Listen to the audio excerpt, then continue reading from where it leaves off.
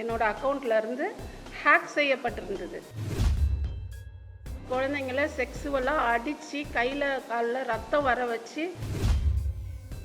கொடூரமாக அந்த குழந்தைங்களை கொடுமைப்படுத்தி பண்ணி அதை வீடியோ எடுத்து ரசிக்கிற ஒரு கேரக்டராக இருந்தாங்க. நான் கண்ணால் பார்த்தது திருச்சி சாதனாவோட வீடியோ, ரவுடி பேபி சூர்யாவோட வீடியோ, தீபா அப்படின்ற ஒரு லேடி என்னை கொலை மிரட்டல் கொடுக்க ஆரம்பித்தாங்க.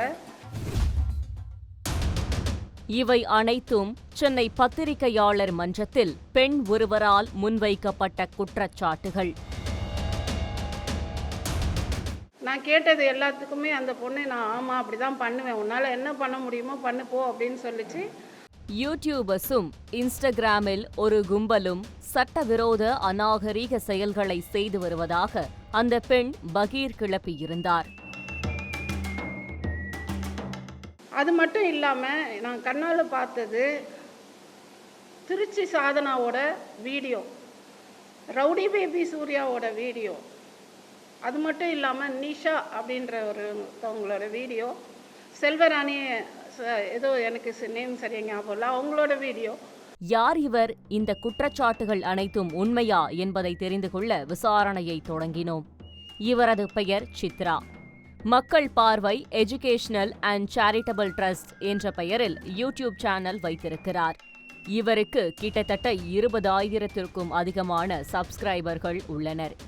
இந்நிலையில்தான் இவருக்கு யூடியூப் வீடியோ மூலம் வரவேண்டிய வருமானம் ஹேக் செய்யப்பட்டு இவரது வங்கி கணக்கில் இருந்து திருடு போனதாக சொல்லப்படுகிறது. அந்த இயர் ஃபுல்லாக என்னோட சேனலில் வந்த இன்கம்மை யாரோ ஹேக் பண்ணியிருந்தாங்க.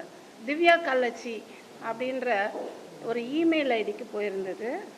அந்த இமெயில் ஐடியை நான் செக் பண்ணப்போ திவ்யா கள்ளச்சி அப்படின்ற ஒரு யூடியூபரோட பேரில் அந்த மணி 2.5 லட்சம் ரூபாய் அவங்களுக்கு போயிருந்தது. என்னோட அக்கௌண்ட்ல இருந்து ஹேக் செய்யப்பட்டிருந்தது. இந்த ஹேக்கிங் குறித்து திவ்யா கள்ளச்சியின் வீட்டிற்கு சென்று விசாரித்த போது சித்ராவிற்கும் அவருக்கும் வாக்குவாதம் ஏற்பட்டதாக சொல்லப்படுகிறது. நான் போன உடனே இந்த பணத்தை பற்றி கேட்டேன். ஏன் தவறான சமூக சீர்கேடான விஷயங்களை எதுக்கு பதிவிடுற அப்படின்னு சொல்லி கேட்டேன். இது ஒரு வாக்குவாதத்தில் ஒரு பிரச்சனையில தான் முடிஞ்சுது. இந்த சம்பவத்தின் போது திவ்யாவின் வீட்டிலிருந்த சிறுவர்கள் சிலர் சித்ராவை சந்தித்து பல அதிர்ச்சி தகவல்களை சொன்னதாக கூறப்படுகிறது. திவ்யா தங்களை கொடுமைப்படுத்துவதாகவும், எங்களை ஓரினச் சேர்க்கைக்கு பணக்காரர்களுக்கு தாரை வார்த்தும் கொடுப்பதாகவும், மேலும் சேலம் மணி என்ற யூடியூபரை கொலை செய்ய தூண்டுவதாகவும் அவர்கள் கூறியதாக பகீர் கிளப்பினார் சித்ரா. அப்போ அந்த குழந்தைங்க சொன்னது, எங்களை இந்த வீட்டில் அடைச்சி வச்சு இந்த லேடி எங்களை செக்ஸுவல் டார்ச்சர் அப்படி பண்ணுறாங்க, எங்களை தப்பான விஷயத்துக்கு யூஸ் பண்ணிக்கிறாங்க. இந்த குற்றச்சாட்டுகளின் அடிப்படையில் சித்ரா திவ்யாவின் செல்போனை பார்த்தபோது அதில் சிறுவர்களை கொடுமைப்படுத்தி வீடியோ எடுத்து வைத்திருந்ததாகவும், அவர்களை தகாத செயல்களில் வலுக்கட்டாயமாக ஈடுபட வைத்திருந்ததாகவும் குற்றம் சாட்டியிருந்தார் சித்ரா.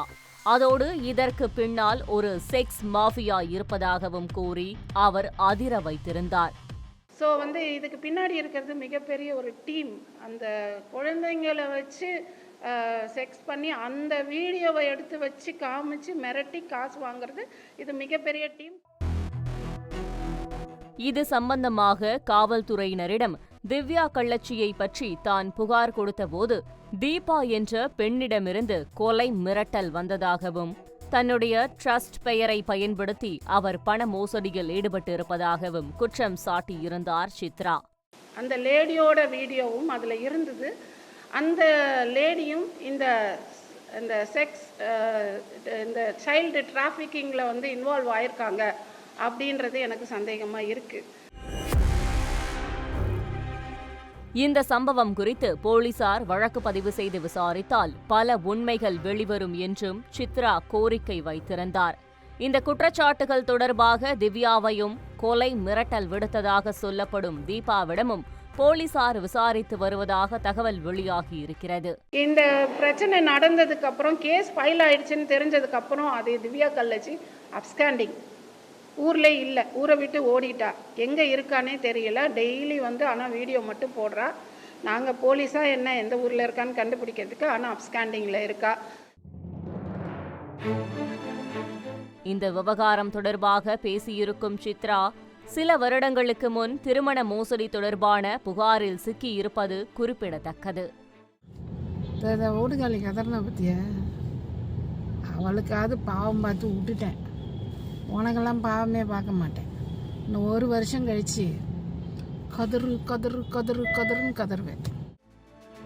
சமூக அக்கறையால் சித்ரா இந்த குற்றச்சாட்டுகளை முன்வைக்கிறாரா அல்லது தனிப்பட்ட யூடியூபர்களுக்கான சண்டையில் இப்படி ஒரு புகார் அளிக்கப்பட்டிருக்கிறதா என்பது 2 தரப்பினரிடமும் நடத்தப்படும் விசாரணைக்கு பிறகே தெரியவரும்.